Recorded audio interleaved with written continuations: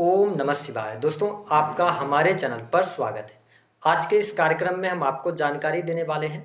देवगुरु बृहस्पति 11 नवंबर 2025 को अपनी उच्चस्थ राशि कर्क राशि में वक्री हो रहे हैं।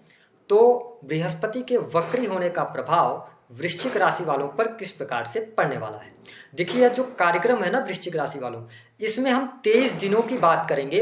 और क्यों 23 दिनों की बात कर रहे हैं और ये 23 दिन आपके जीवन में आपकी किस्मत क्यों लिखने वाले हैं, उसके पीछे का कारण बताएंगे। क्योंकि इस वीडियो में हम आपको बताएंगे कि जब बृहस्पति कर्क राशि में वक्री हो रहे हैं तो आपको क्या करना चाहिए, कौन सी गलतियां आप करने वाले हैं, कहां पे आपको लाभ मिलेगा, संपूर्ण विषय पर विस्तार से हम चर्चा करेंगे।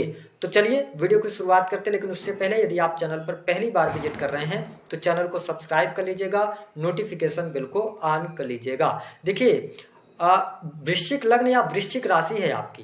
देवगुरु बृहस्पति जो है 11 नवंबर 2025 को अपनी उच्चस्थ राशि कर्क में वक्री होंगे। और यहाँ पर अगर देखा जाए तो 4 दिसंबर 2025 तक ये वक्री रहेंगे कर्क राशि में। और जो मैंने कहा था कि वीडियो महत्वपूर्ण है, अब देखिए 4 दिसंबर के बाद बृहस्पति जब मिथुन राशि में जाएंगे तो ये अपने प्रभाव को चेंज कर देंगे। तो आज के कार्यक्रम में हम जानेंगे कि 11 नवंबर से लेके और 5 दिसंबर तक का जो टाइम है, इस टाइम फ्रेम में क्या कुछ घटित होगा जिसको आप महसूस करेंगे। ठीक है, तो चलिए अब देखिए कि अगर हम बात करते हैं बृहस्पति ग्रह की, तो इन्हें नैसर्गिक तौर पर शुभ ग्रह माना जाता है। निश्चित तौर पर बृहस्पति को ज्ञान, धर्म, शिक्षा, संतान, संतान से प्राप्त होने वाला सुख, इसके साथ बैंकिंग सेक्टर, जुडिशरी, लॉ का फील्ड, फिनांस का सेक्टर। ठीक है, और आप ये समझ लें कि बृहस्पति अंधकार से प्रकाश की ओर ले जाने वाले ग्रह हैं। अब ये जब उल्टी चाल चलेंगे, अपनी उच्चस्थ राशि से गोचर करेंगे और आपके भाग्य भाव से गोचर करेंगे, तो निश्चित तौर पर आपके भाग्य को, आपके जीवन को ये प्रभावित करेंगे। अब देखिए, नवम भाव में जब उच्च के बृहस्पति हैं तो शास्त्र मत अनुसार तो यही कहा जा सकता है कि यह समय आपके लिए भाग्यशाली साबित होगा। भाग्य का इस समय अवधि के दौरान सहयोग आपको देखने को मिलेगा। 9th हाउस से बृहस्पति के गोचर करने की वजह से कहीं ना कहीं से आपके लिए हर प्रकार से चीजें आसान होती नजर आएंगी। जो भी आप कर्म करेंगे उन कर्मों में आपको लाभ देखने को मिलेगा। लेकिन अब ध्यान देने वाली बात यह है कि बृहस्पति जब नवम भाव से गोचर कर रहे हैं तो वृश्चिक राशि वालों, इस समय अवधि के दौरान धार्मिकता की तरफ आप ज्यादा अग्रसर होंगे। धर्म कर्म के प्रति रुचि भी इस समय अवधि में आपके लिए जागृत होगी। लेकिन जब ये उच्च के हो रहे हैं, आप वृश्चिक लग्न या वृश्चिक राशि के हैं, तो धर्म पर विश्वास कीजिए, गुरुओं पर विश्वास कीजिए, लेकिन अंधविश्वास नहीं कीजिएगा इन 23 दिनों में। अगर आपने अंधविश्वास किया तो आपका नुकसान पक्का है। ठीक है, तो इस पे थोड़ा सा ध्यान दीजिएगा। नवम भाव में उच्चस्थ बृहस्पति जब गोचर कर रहे हैं, पिता के लिए अच्छा है।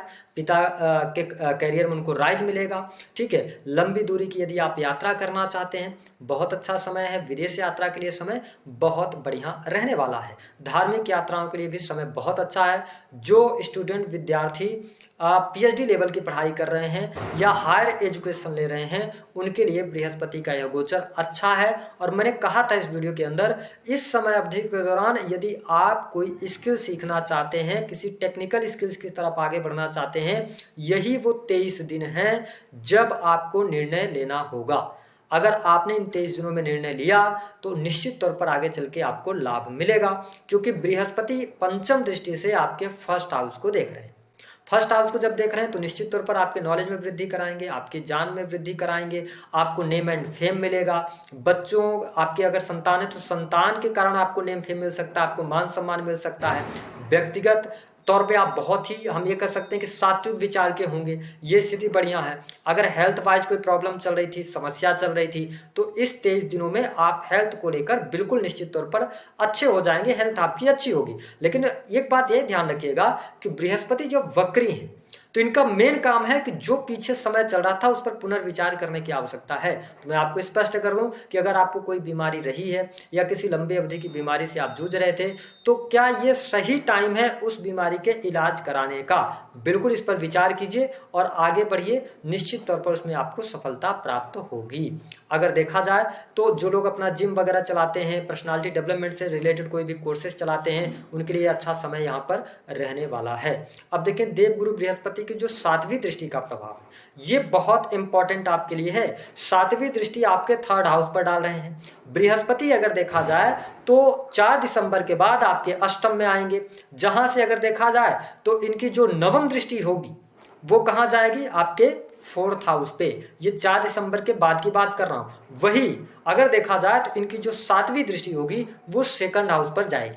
यानी कि इन 23 दिनों में आपको इस बात को नोटिस करना है कि आपका जो धन है, उस धन को अगर आप इस्तेमाल कर रहे हैं तो कहाँ इस्तेमाल कर रहे हैं, बहुत ही मितव्ययिता पूर्वक आपको इस्तेमाल करने की आवश्यकता इस समय अवधि के दौरान रहेगी। आपका संचित धन है, अगर आप कोई प्रॉपर्टी ले रहे हैं, भूमि से संबंधित कार्य करना चाहते हैं, तो अपने धन को लेकर बहुत संयमित रहिएगा, जल्दबाजी नहीं कीजिएगा, क्योंकि राहु का गोचर 4th हाउस से हो रहा है। तो अगर आप भूमि, भवन, वाहन से संबंधित कोई कार्य कर रहे हैं तो इन 23 दिनों में आप थोड़ी सावधानी रखिएगा।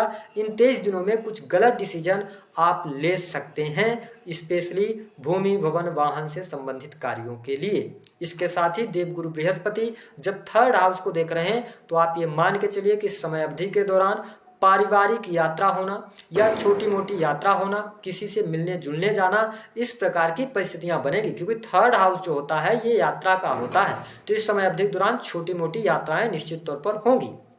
इसके साथ आपके साहस और पराक्रम में वृद्धि होगी। आप ऑनलाइन का कोई काम करते हैं, क्रिएटिव फील्ड से जुड़े हैं, मीडिया के अंदर हैं, है ना, अब यूट्यूब ब्लॉगिंग वगैरह करते हैं, तो इस समय अवधि के दौरान आप अच्छे परिणाम की उम्मीद कर सकते हैं। अच्छा रहेगा। छोटे भाई बहनों से आपके लिए लाभ होता हुआ भी यहाँ पर दिखाई दे रहा है। छोटे भाई बहनों से संबंध आपके प्रगाढ़ होते नजर आएंगे। वृश्चिक राशि वालों, यदि देखा जाए तो मैंने कहा था कि देवगुरु बृहस्पति आपके 2nd के स्वामी हैं, 2nd हाउस के स्वामी हैं। 2nd हाउस के स्वामी होकर 9th हाउस से गोचर करेंगे तो परिवार के साथ में कोई यात्रा करना, परिवार के साथ में किसी धार्मिक स्थल पर जाना, या कुटुंबी जनों के साथ में जो परिवार के लोग हैं, सदस्य हैं, रिलेटिव्स हैं, उनके साथ में कोई धार्मिक स्थल पर आपकी यात्रा इस समय अवधि के दौरान हो सकती है या होने के योग बनते हैं। इसके साथ ही अगर देखा जाए तो देवगुरु बृहस्पति जब आपके 9th हाउस से गोचर कर रहे हैं और 5म भाव पर दृष्टि डाल रहे हैं, और मैंने क्या कहा कि आपके लिए बृहस्पति 4 दिसंबर के बाद आ जाएंगे 8th हाउस में। निश्चित तौर पर आपके घर परिवार में किसी शुभ और मांगलिक कार्यक्रम की तरफ ये इशारा करते हैं। घर परिवार में कोई फंक्शन वगैरह आयोजित हो सकता है, ठीक है। अगर देखा जाए तो माता जी के साथ संबंध अच्छे रहेंगे, या घर परिवार का जो माहौल रहेगा वो आपके लिए इस समय अवधि के दौरान अच्छा रहने वाला है। लेकिन मैं फिर आपसे निवेदन करूंगा कि यदि आप कोई प्रॉपर्टी ले रहे हैं, कोई इन्वेस्टमेंट कर रहे हैं, तो थोड़ा ध्यान पूर्वक कीजिएगा, जल्दबाजी में निर्णय नहीं लीजिएगा। देवगुरु बृहस्पति जब 5म भाव पर ये दृष्टि डाल रहे हैं तो निश्चित तौर पर एजुकेशन के लिए, विद्यार्थियों के लिए समय अच्छा रहने वाला है, आपको लाभ मिलेगा, ठीक है। साथ ही आपकी पढ़ाई लिखाई इस समय अवधि के दौरान अच्छी रहेगी। साथ ही 5th हाउस जो है वो स्पोर्ट्स का है, तो इन 23 दिनों में आप यदि वृश्चिक लग्न या वृश्चिक राशि के हैं, स्पोर्ट्स के क्षेत्र में हैं, तो आपको अप्रत्याशित सफलता इस समय अवधि के दौरान मिल सकती है। जो लोग एंटरटेनमेंट के क्षेत्र में कार्यरत हैं, कला से संबंधित कार्य है, कंसल्टेंसी के कार्य हैं, उसमें आपको लाभ देखने को मिलेगा। 5म भाव पर देवगुरु बृहस्पति की दृष्टि होने की वजह से यह समय फैमिली प्लान करने के लिए अच्छा रहेगा, यानी कि फैमिली अथवा संतान प्लान आप कर सकते हैं, आपको लाभ मिलेगा। अगर आपकी संतान पहले से है तो संतान को लेकर कोई न कोई गुड न्यूज अवश्य आपको प्राप्त होने वाली है। अब देखिए, अगर हम दाम्पत्य जीवन की बात करते हैं तो दाम्पत्य जीवन अच्छा रहेगा। वैवाहिक जीवन में सुख की कमी जो अभी तक आप महसूस कर रहे थे, तो सुखों में आपकी वृद्धि होगी।